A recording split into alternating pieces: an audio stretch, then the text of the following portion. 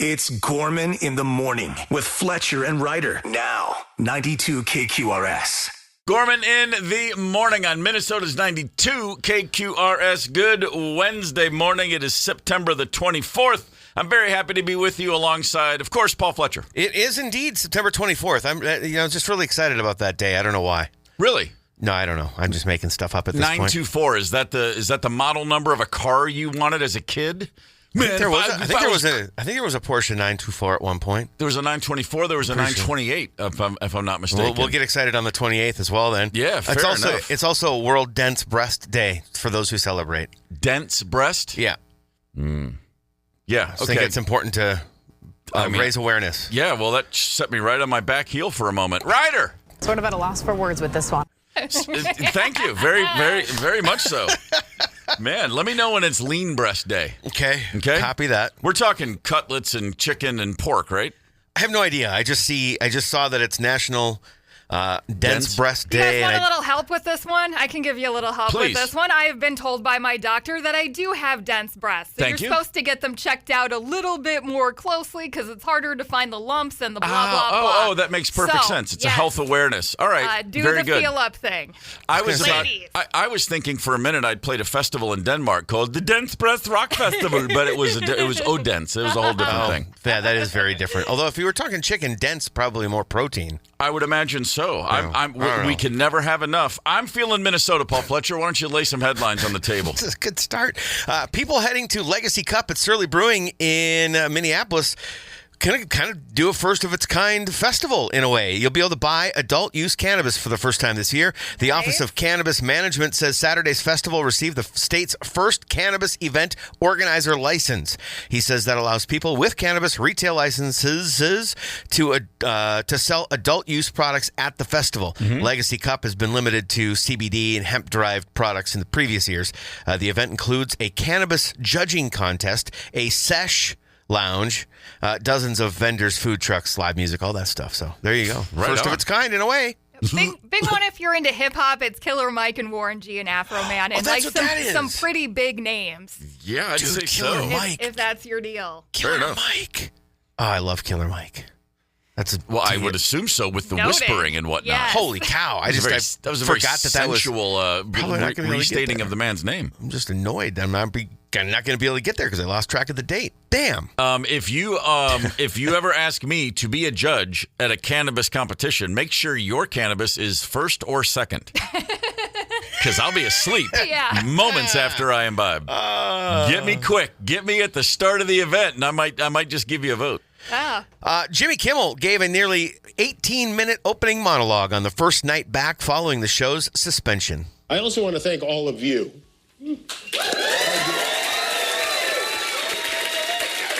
Who supported our show, cared enough to do something about it, to make your voices heard so that mine could be heard. I will never forget it. And maybe most of all, I want to thank the people who don't support my show and what I believe, but support my right to share those beliefs anyway. A lot of people have been asking me if there are conditions for my return to the air, and there is one. Disney has asked me to read the following statement, and I agreed to do it. Here we go. To reactivate your Disney Plus and Hulu account, open the Disney Plus app on your smart TV or TV-connected device. Very good. He's joking, but I am one of the people who would need to know how to do that because I can't figure out how my Hulu app works to save my life. I've noticed last year I started getting billed for Hulu twice every month. I was like, I got my credit card bill and I'm like, why is there a second charge for Hulu?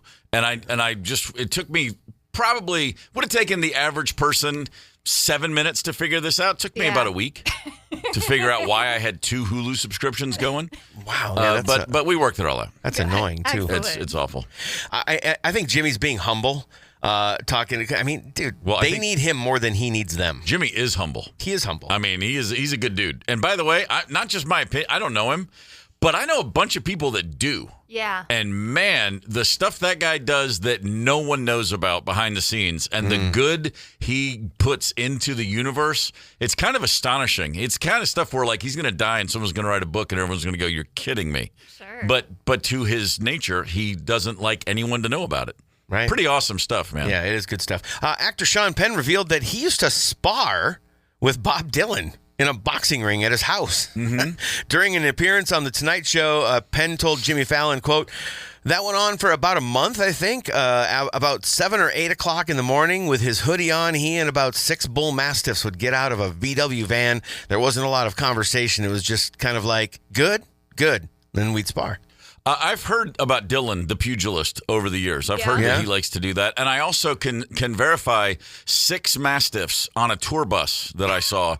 He would have 3 at a time. He had a rotation of 6, and 3 would be with him at all times on the bus. Now, a tour bus is really big if you're thinking, if you're in a van and then you go to a bus, you're like, oh my God, it's the size of Delaware. Yeah. But when you live on that bus for a year, it gets smaller because it becomes your home. And then add 3 dogs that all weigh 150 pounds each. Inconceivable. But that's how Bob rolled back in the 90s. Yeah.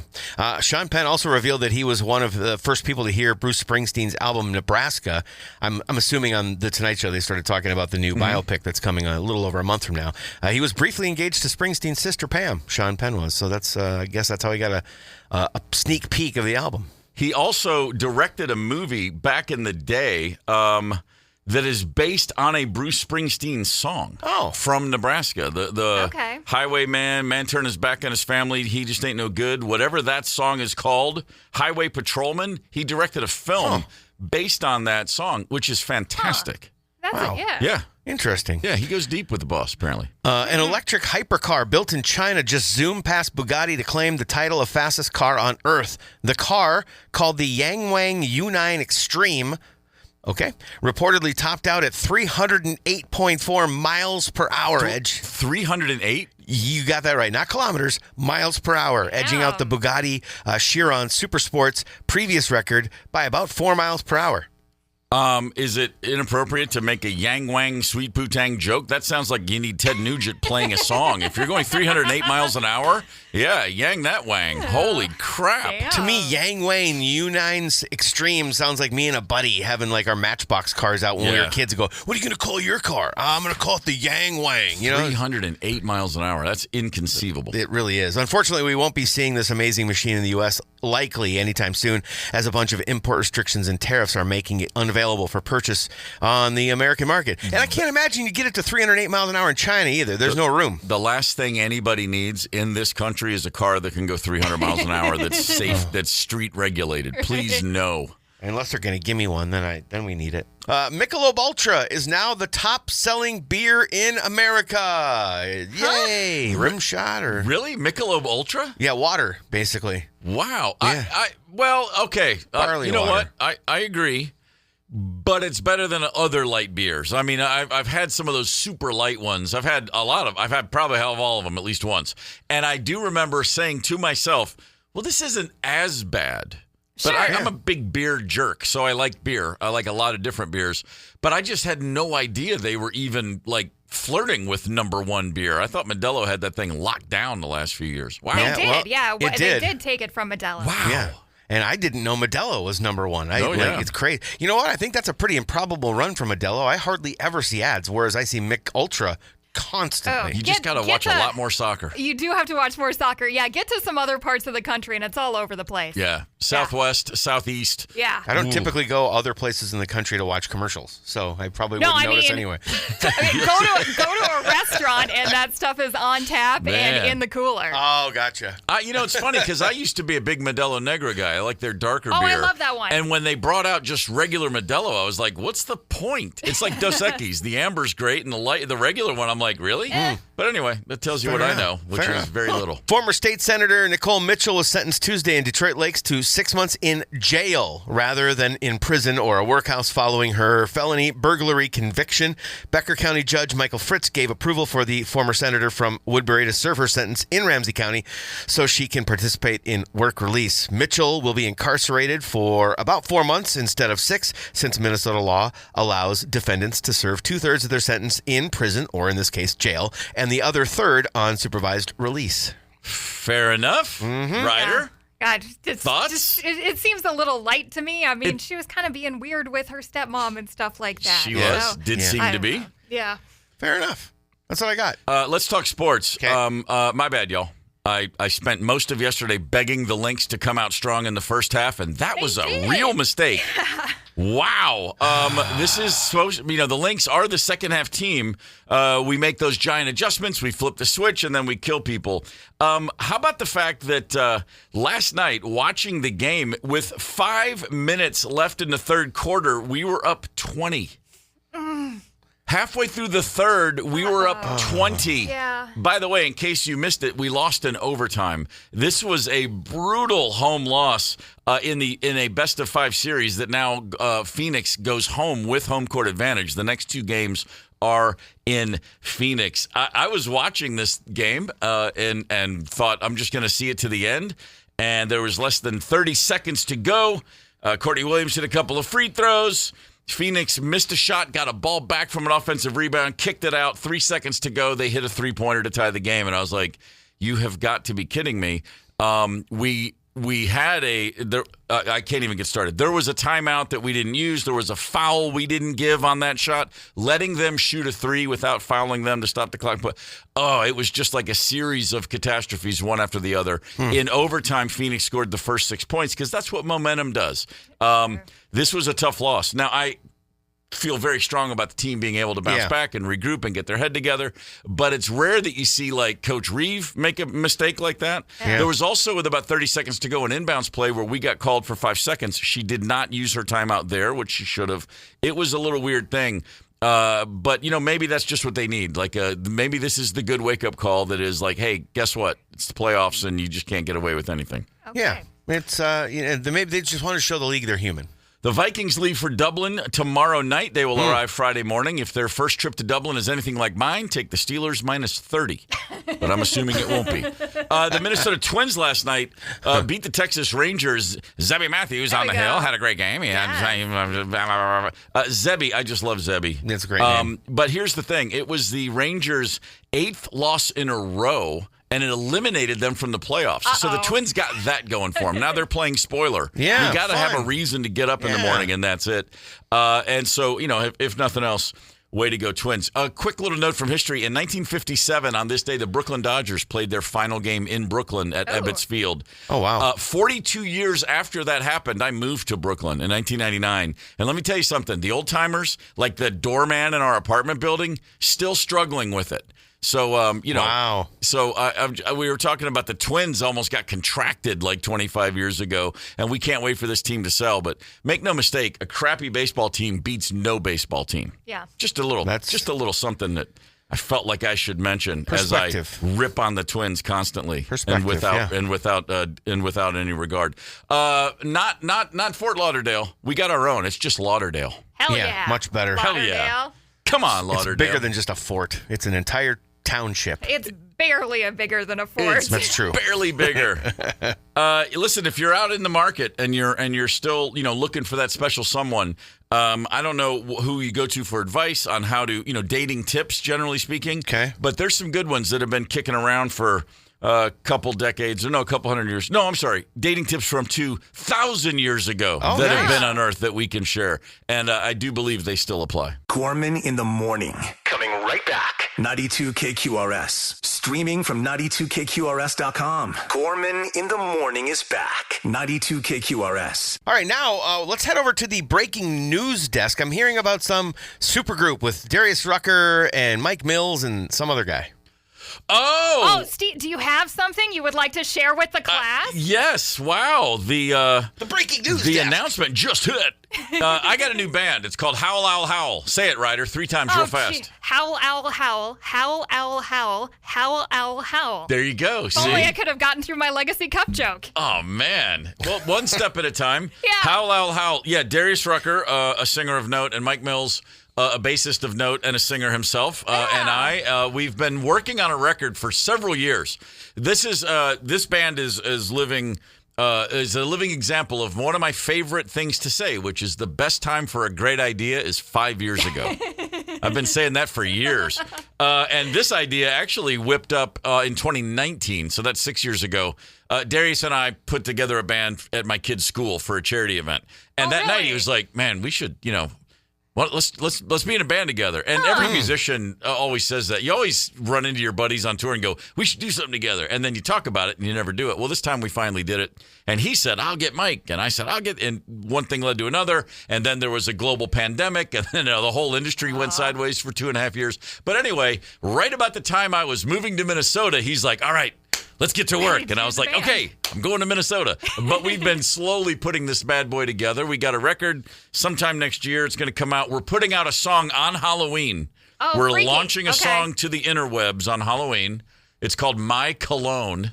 Oh. It's a little, it's what I call a banger. Nice. And that'll be out. And then we're going to go play some shows the first 2 weeks of November. Exciting. Not playing the Twin Cities, sadly. The first time we were trying to put dates together, we had a hold at First Ave, and then the schedule changed, and then we couldn't get in there this time around. Oh, man. But we'll be in the Twin Cities sometime in 26.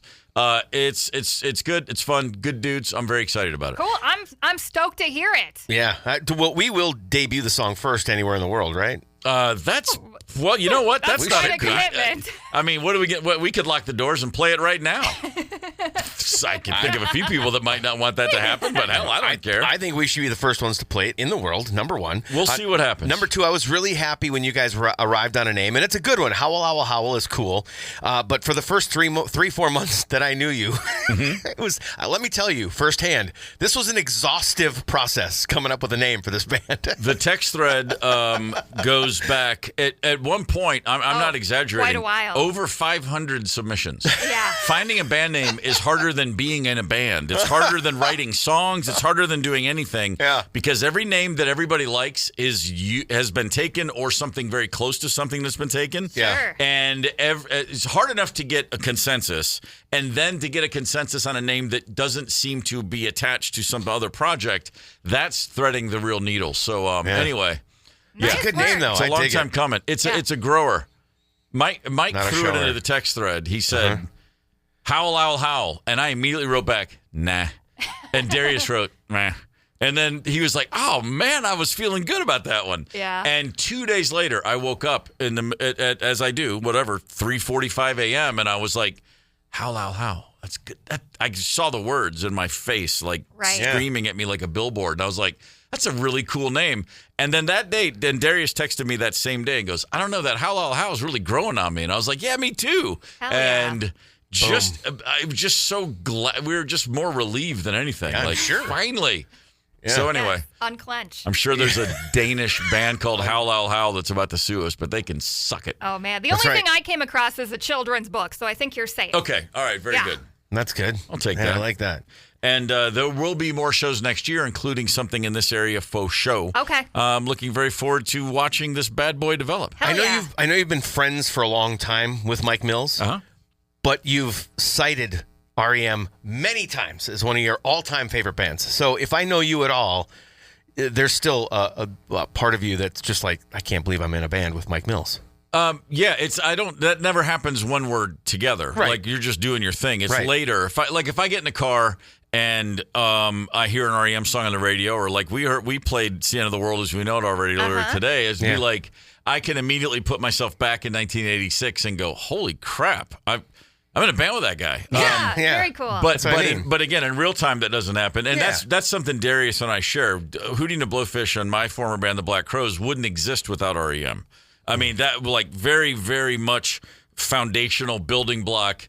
Guys that got together and loved that band wanted to then start their own band for both of us. And I will say the first time we were in the studio doing any vocals, and the very first time Mike got on the mic and laid a backup vocal, just an one of those, which when you go back and listen to REM, he's all over those records. Yeah.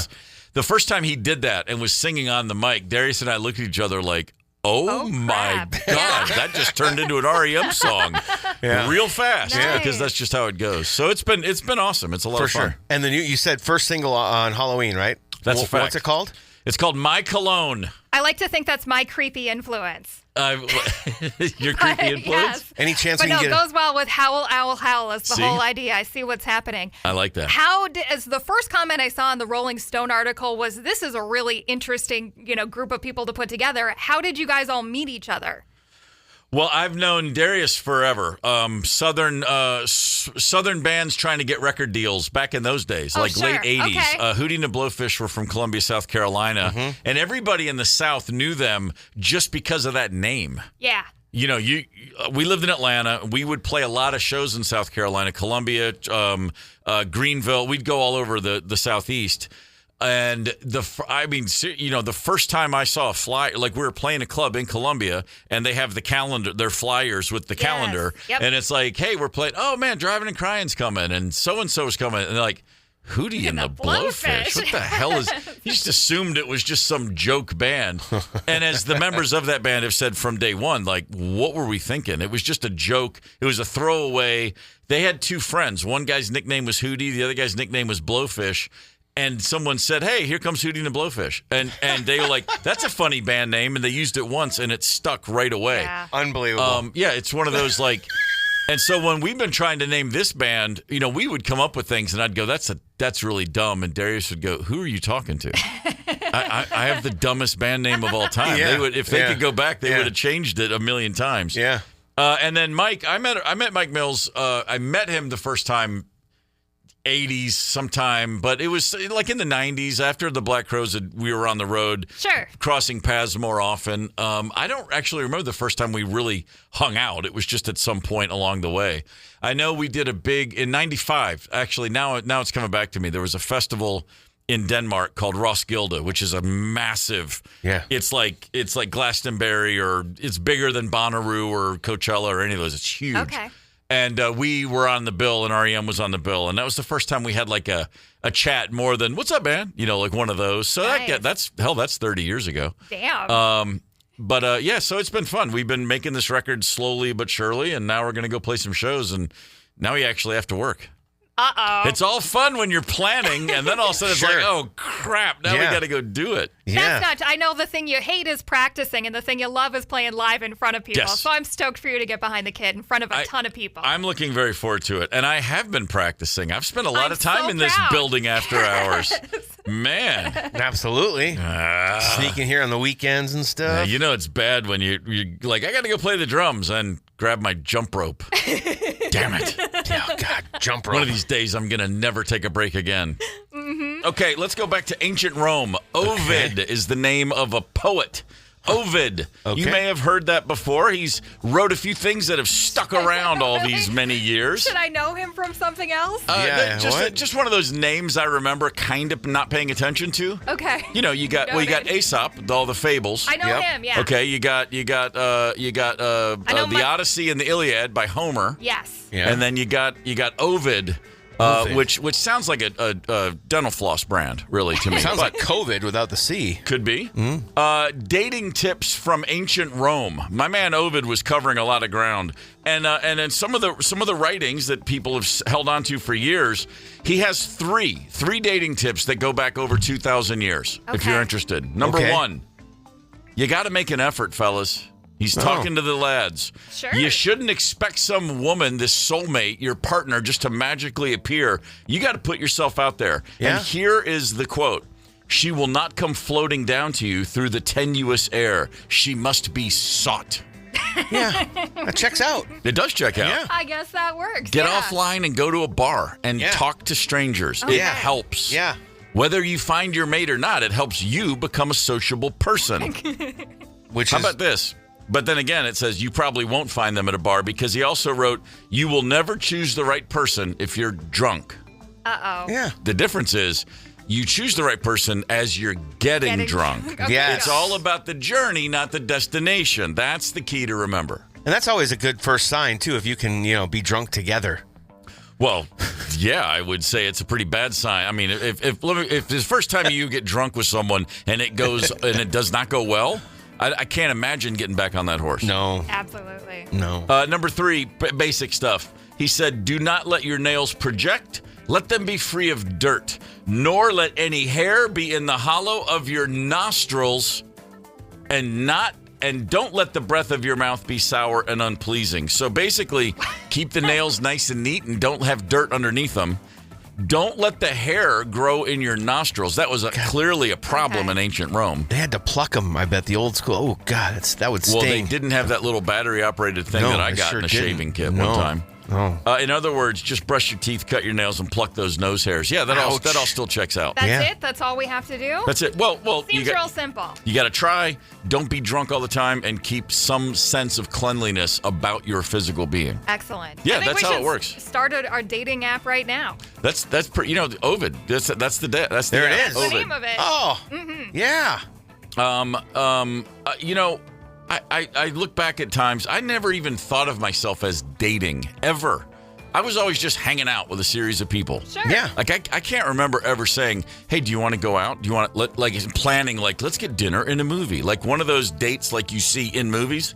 I don't know if I've ever had one after high school. Because in high school, it would be like you go to a dance. Yeah. Or then you would go on a date to a movie, and it was like a thing. But you're a beginner back then, and so that's how you did it. As a young adult, it was always just like, hey, you want to do something? All right, cool. What, where, who? I never thought of it as dating. Yeah. And I guess it was, but man, that word would have put me right off my game. Well, then it becomes homework too. Like it's arduous, and you have to you know what I mean? Yeah. Like you just roll with it, go with the flow. It'll happen. Just got to be hanging out. Yeah, hanging out's always good. Yeah, hanging out's great. Hanging out works for me. Like every other man I know, I never want to go to TJ Maxx. Whoa.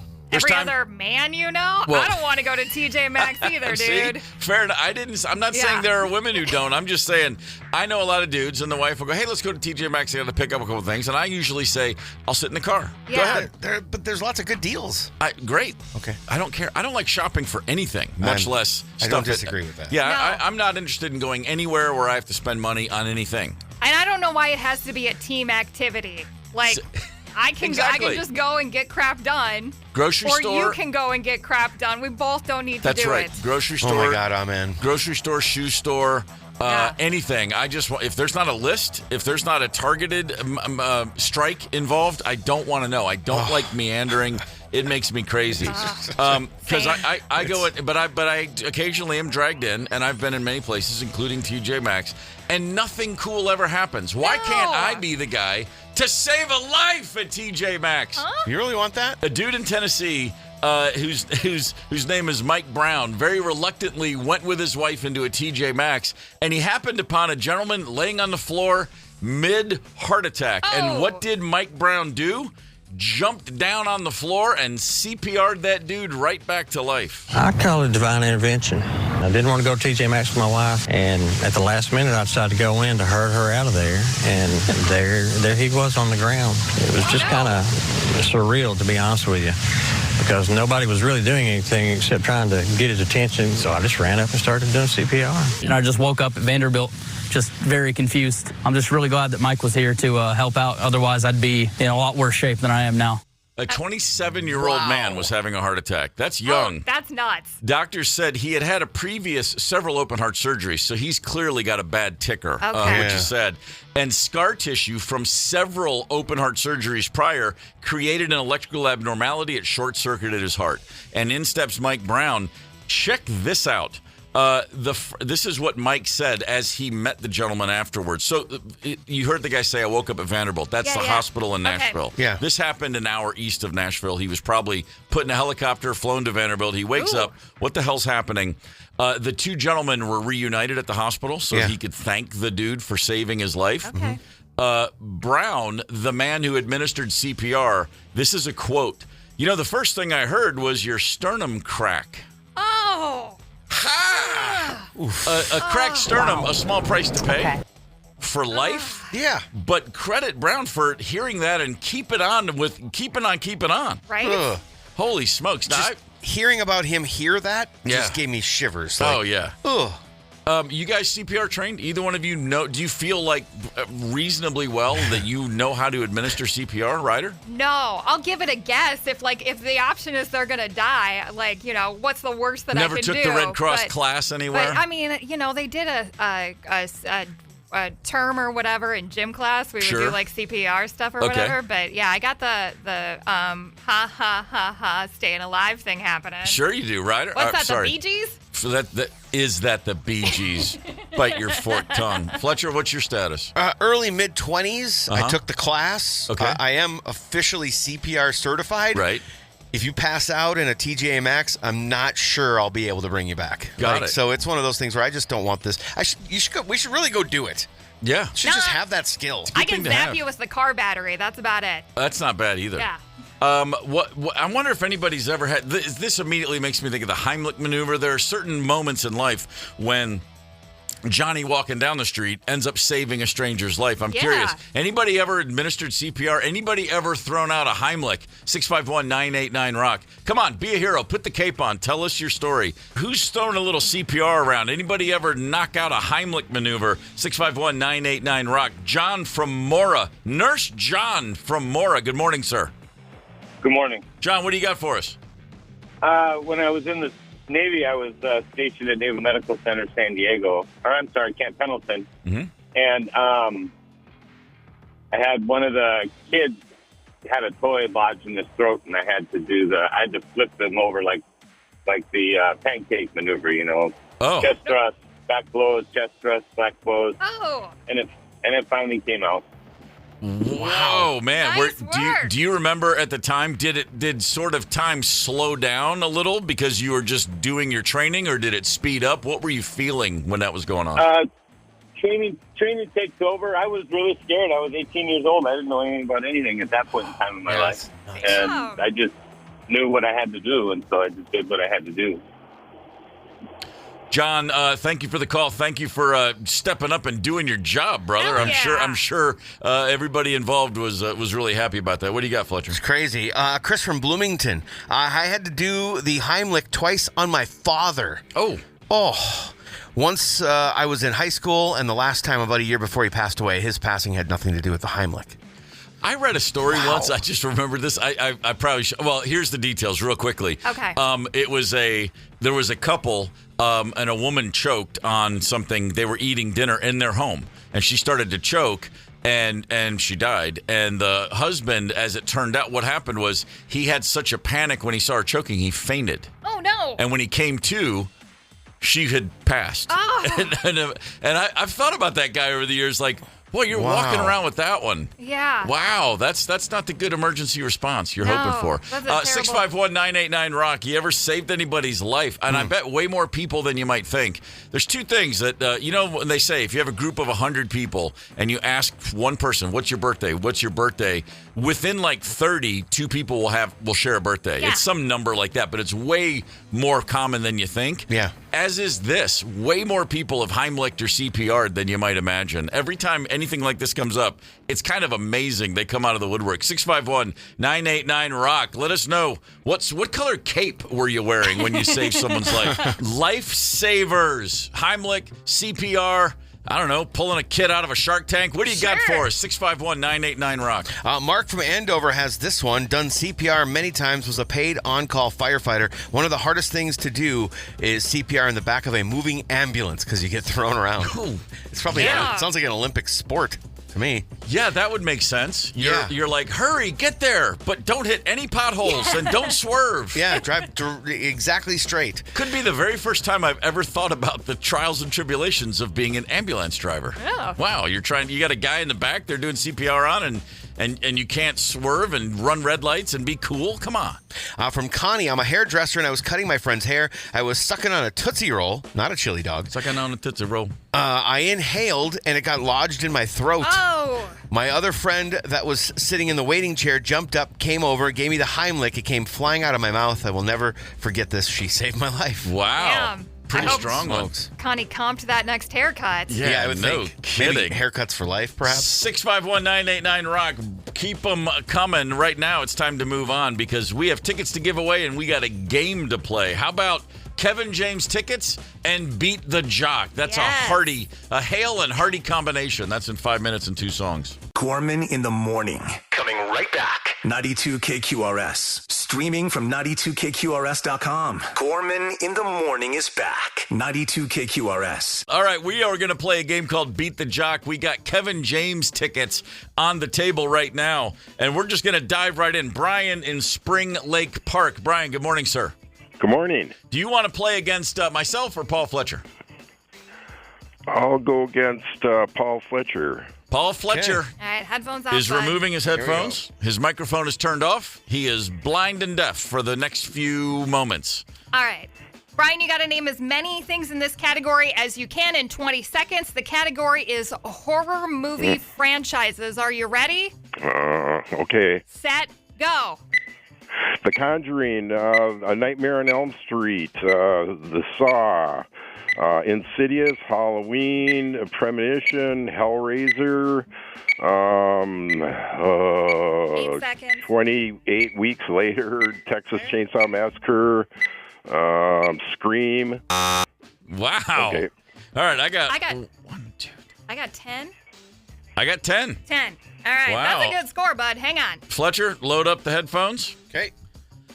Fletcher, your number is, well, you got to get 11 because a tie goes to the runner, and What's our Brian category? Brian got 10. Okay. Category is going to be horror movie franchises. Oh, dude, I'm the movie guy. All right. Well, looking good for you. You got 20 seconds. Okay. Ready, set, go. A Quiet Place, Halloween, Nightmare on Elm Street, Jaws, Gremlins, Know What You Did Last Summer, It, Texas Chainsaw Massacre, Friday the 13th, Scream, seconds. Alien, the Chucky ones. Wow. I'm not giving you the Chucky ones. That would be Problem Child. Problem Okay. Child. Child's Play. Oh, that's right. Removing the Wait, Chucky ones. Yes. Damn it. We still Remove the no. Chucky ones. I believe you still got 11. That was by my count. Man, Was it 11? A Quiet Place. Didn't see that one 11. coming. Yes. That I love that. It's quietly become a pretty phenomenal little franchise. Apparently so. It's good. All right, Brian, nice effort, brother. I'm sorry, but Fletcher, the movie guy, got the better of you. Let's move on. Alyssa is in Ham Lake. Alyssa, good morning. Hi. Alyssa, you're going to go up against me in a round of Beat the Jock. So Ryder will let you know what's going on. I'm going to turn off my mic and take my it headphones off. Yep, he's gone. He's good. We're clear. All right, Alyssa, here we go. The category is going to be things associated with Ireland. Things associated with the country Ireland. You have 20 seconds. Are you ready? Yep. Set, go. Leprechauns, Highland Games, Blarney Stone, Pot of Gold, St. Patrick's Day, potatoes, Irish accents, castles, Gaelic, Guinness beer, Boondock Saints, Kerrygold butter, Celtic Cross, whiskey, Dublin, Cliffs of Moher, Clovers, Pillar Green. Okay. Buckets. Dude, I think I missed a couple. I got 14, but I think we might be at 15, actually. Yeah, I'm going to say 15. 15. I'm not sure. Was Boondock Saints Irish? I'm going to say it's Irish. And the dudes were Irish, even though the movie was in New York. Yeah. Said something about butter that I missed, though. Kerrygold. That was good. Yeah, that was legit. Okay. No, All that was right. legit. Well, All yeah, right. we'll say Stand 15. by. It might have been 16. Let's say 15. Okay. Steve, the number is He's just getting his stuff back on. Here we go. 15. The Your number's Yeah. 15. You better be talking fast, bud. What? Yeah. Hold on. Things associated with Ireland. Alyssa, relax over there. All right. She's very fanatical about Ireland. All right. All right. Things associated with Yeah, Ireland. you've been there. Yeah. All right. Ready, set, go. Sharon Horgan, St. Patrick's Day, Leprechauns, Shamrocks, me, Guinness, the Cliffs of Moher, Thin Lizzy, U2, Stiff Little Fingers, Whiskey, Harp, 5 the seconds. Secret of Rowan Inish, No. my grandparents. What? I don't think you get me and my grandparents. Yeah. Oh, come That's the on. whole You know what? Gorman Hey, family. I tell you what, let's give him me and his grandparents, Still and you're not still at enough, 14. bud. Yeah. You still lost. I thought that was a pretty good Wow. Yeah, no, that's damn. All right, Alyssa, fair good- enough. good news Alyssa, for well you. done. Yeah, listen, Yay. you're awesome. Rocking the Kevin James tickets. Nice. Man. She was. It was, we just sat here and count with our fingers. At one Yeah. point, I was like trying to keep up because she was just rattling them so fast. Holy Fair moly. enough. Yeah, All right, she went congratulations, Alyssa. I'm sure you'll have a good time at the show. Awesome, thank you. Well got done, it. Alyssa. Man, oh man. Yeah, she's not messing around. Where are we at, Ryder? Are we going again, or was that it? We got one pair or we got two pair? We only got one pair, so Okay, we're just that's going to fair go out enough. on a high right now. Yeah, I appreciate that. Yeah. Damien, thanks for hanging in there. Sorry we didn't get to you. I just didn't know enough about my homeland, apparently. Damn. All right, fair enough. That's exciting. Yeah, That's that good. was. That was Look a at good the smile on your face. You won. You're Yeah, feeling good. Yeah, you know. There we go. I'll tell you what, if you think I was bad at Ireland, horror films, I would have been like, Yeah. Halloween. I don't. You're not much I'm of not a horror Halloween film guy. Yeah, that's not really your wheelhouse. No, it's really It's not totally mine either. But I mean, I did a movie podcast for like 2 years, so it's just sort of like osmosis. It's just Fair enough. Yeah. All right. A gentleman in Tennessee, Cookeville, Tennessee, walked into a TJ Maxx recently, just a few days ago, and saw another gentleman on the floor having a heart attack. Ooh. He sprung into action. This is not a paramedic. It's not a nurse. He's not a doctor. He's just a dude that knew CPR. And he ended up saving a man's life by keeping his heart going when the heart was just darn trying to stop. Oh, hell yeah. Crazy story. Ever done CPR? Ever done the Heimlich maneuver? Ever saved a life? Just walking down the street, being all superhero-like. No shortage of text messages and phone calls. 651-989-ROCK. All right, this one comes from a 612 area code. I have done the Heimlich 4 times. Whoa. My mother-in-law, my daughter twice, and my mother at my daughter's wedding rehearsal dinner. What? At the wedding rehearsal dinner? Wow. I mean, but think about it. Her mom, her mother-in-law, and her daughter twice. That's insane. That's all the women in one's life. Yeah. Yeah. Wow. Whoever this is, I'm inviting them out to dinner with me every time. Yeah. No kidding. Yeah, the old Gorman family restaurant back in the day. For a brief period of time, my father fancied himself a restaurateur, and which meant he had free labor with his wife and 3 youngest sons, all working, slaving day and night. I was in the kitchen with my brother Dave. Our brother Doug was a waiter. I guess he was better with people. Sure. I don't know. People skills. And he, as a 19-year-old college sophomore, gave an elderly lady the Heimlich. She was choking on a gherkin pickle from a salad I had made, and he went up behind her and full on. He sort of, without thinking, just did it and did it right. And the pickle shot out of her mouth. And she was more embarrassed than anything. Like, I would have rather died. She had the vapors, it was a little old lady in a little old lady type of restaurant. And, of course, everyone looked at me and was like, dude, you got to cut those pickles small. I'm like, they're already tiny. Yeah. I just throw them on the side. Everyone gave me grief for weeks. You try to kill people. Because that's what you do when you work at a family restaurant. Yeah. We got one more from Marlena in St. Paul. This one is insane. Okay. My husband was choking, and I didn't know the Heimlich maneuver.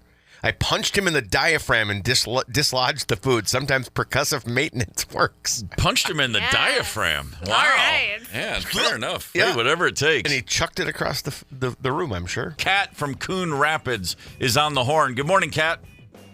Good morning. What have you got for us?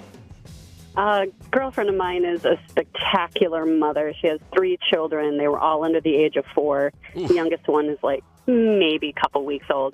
She's holding him and feeding the other 2 lunches, and she looks at the oldest child, and the oldest child is like kind of choking. She goes over, sets the baby down, picks up the oldest girl, about 4 years old, dips her upside down, smacks her back. Food comes out of her mouth. She sets her down. She continues doing her lunch.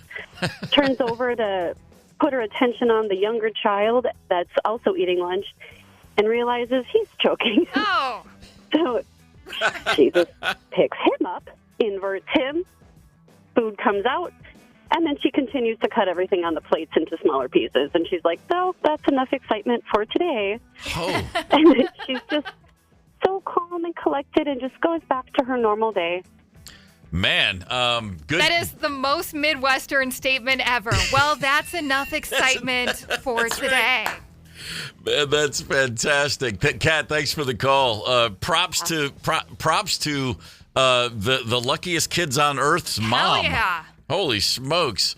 651-989-ROCK. We got some text messages still flying in. One from Keith. Had the in-laws over for a ribeye dinner. Mother-in-law, who was always a nervous Nelly, tried to swallow a piece of meat the size of a golf ball. Well, father-in-law started banging on her back as she was turning purple. I moved him away and performed the Heimlich maneuver. In doing so, I busted a couple of her ribs as she spit out the chunk. Yo! Yeah, you know what? Might have broke a couple of ribs, but I have a feeling you're the favorite son-in-law at this point. Oh, sure. No, a couple of cracked ribs beats not having cracked ribs, if you follow me there. Mm-hmm. Faux show. 651-989-ROCK. Let us know when duty called and you answered the bell. One more? I've got one more quick one. This doesn't have anything to do with what we're talking about, but it's funny. From a 507 number. I had to jump in the pond at Cabela's to rescue my grandson. Oh, hey, man. Oh, man. You're still a hero. That's what I'm saying. Yeah. Absolutely. Saving a life is saving a life, Jump man. in the pond at Cabela's. That's great. Gorman in the morning. Coming right back. 92 KQRS. Streaming from 92KQRS.com. Gorman in the morning is back. 92 KQRS. Gorman in the morning, Minnesota's 92 KQRS. I had the chance to speak to Kyle MacLachlan about Twin Peaks, Portlandia, and he's got a new podcast, What Are We Even Doing? Here's me and Kyle. Kyle, let's talk about this new podcast. What are we even doing? What are you even doing? How long have you been thinking? Yeah. How long have you been thinking this made sense? This really came about sort of through COVID, when things were slowing down and the strike. And I thought, God, it'd be really fun to do something. And we started talking about ideas, podcast ideas, something that we could initiate, And I thought, oh yeah, I really want to learn more about what's happening with the younger generation, with the younger creatives, and so we gradually it morphed into this idea of a podcast. So really, I just sit down with young actors, directors, comedians, photographers, anyone sort of a certain age, who are in the creative space. And we have conversations about that, about their creativity, about where they get their inspiration, who their mentors are, how they use social. It's not a gossipy show. I'm not trying to uncover secrets. It's just really sitting down and sharing, the journey. It's been a joy so far. Well, you've had this great journey yourself for 40-plus years now where you've been surrounded by and knee-deep in the creative process. This is going to sound a little strange, but it's interesting to hear you talking with Gen Z and millennials because I'm a big fan of Portlandia, and the first time I saw you on there, I was like, why is he the mayor? And then I realized, he and I are both not as young as we used to be. That happens every time I look in the mirror. Like, what? Just happened. Oh my gosh! Because that was you. You were the millennial yourself. You were the young guy on the scene. It seems like 5 minutes ago, but I'm looking at your bio and I'm like, or 41 years. Okay. It's in my mind. It's exactly the same. Oh gosh, yeah. It's been a process. You look back and you go, actually, I have done a few things. It's surprising. I rarely look back. I like to look forward, but. And there's many things in there that I'm proud of, particularly my work with David Lynch is so special and memorable. And there's other, things along the way that really strike me. And it's one of those things where I realize it's the creative process for me. It really is what happens in front of the camera when you're working with another creative person. And I said, let's talk about that because that's the thing that interests me. That's the thing that gets me most excited about what I do. Sure. I'm glad you mentioned David Lynch. We don't have nearly enough time to satisfy all the things I want to know, but let's just start with this. How many times would you say in the many, many hours and years that you spent with David Lynch, did you look at him when he was explaining something and just think to yourself, I don't know, but I'm just going to trust this guy? Most of the time. Oh gosh, over the years, we developed such a wonderful shorthand working together. Yeah, because I do understand. I knew what he was after. I knew what he was looking for. I didn't always know how to explain it or understand it completely, but I knew the direction he wanted to go in. And I think some of the people that work with him closely, Laura Dern is another person that I mentioned, exactly the same. She understands what's in there and what needs to be said. And I'm just so honored that he chose me, not only as a friend, but as someone who was functioned a bit as a guide, I think, into his worlds that he was so fascinated by. And I was kind of, in some ways, a stability for those journeys. And what an honor. I'm sure I'm hardly the only person that can say this, and I'm probably not the first person that's told you this, but when I opened up my laptop and saw that he had passed, I thought of you first. Immediately, you were the first person that came to mind, and I remember what you wrote at the time, and it was so beautiful. I met the man one time, I'm very happy to say, and I'm kind of embarrassed to say, I was blown away by just how warm and sweet he was. I don't know what I was expecting, but maybe I did have a subconscious, this is going to be weird, and it was anything but that. You described him perfectly, just warm, generous, and sweet. Certainly the worlds that he went into were dark and mysterious and frightening, but he is a man, as a person, just a joy, such a joyful person, such a creative soul, such a welcoming, embracing, warm presence. And I miss that. I really miss that. Oh, I'm sure you do. Kyle, I got to ask, let me start with this. You were a part of Sex and the City on HBO at a time when HBO was reinventing what TV can be, and I think The Sopranos rightfully gets credit for changing how we saw TV. However, I have long maintained that about 10 years before The Sopranos, Twin Peaks is what changed TV, and you guys did it on network television. Were you aware of the impact? Because I remember not just seeing the pilot, but the phone calls I got all week long from everybody else who saw the pilot. It was immediately the most important thing in everybody's life. It's so nice to hear. I think I think when it was released, we shot those first episodes. We didn't go to air forever. The pilot sat for a while before they put it out there. So 8 had been done, I think. So the response was immediate and huge, and so kind of just wonderful, because not a single person that signed on to do that show expected it to go past a one and done. They figured we were doing what they called back then a movie of the week, and that's what it was going to be. But we all were so engaged because it was David Lynch on television, and that was something that there was you didn't miss that opportunity. And for the fact that ABC sort of said, "Oh yeah, we're gonna take this on the road," I was like, that's amazing. Hats off to ABC for doing that. Dale Cooper is still one of the.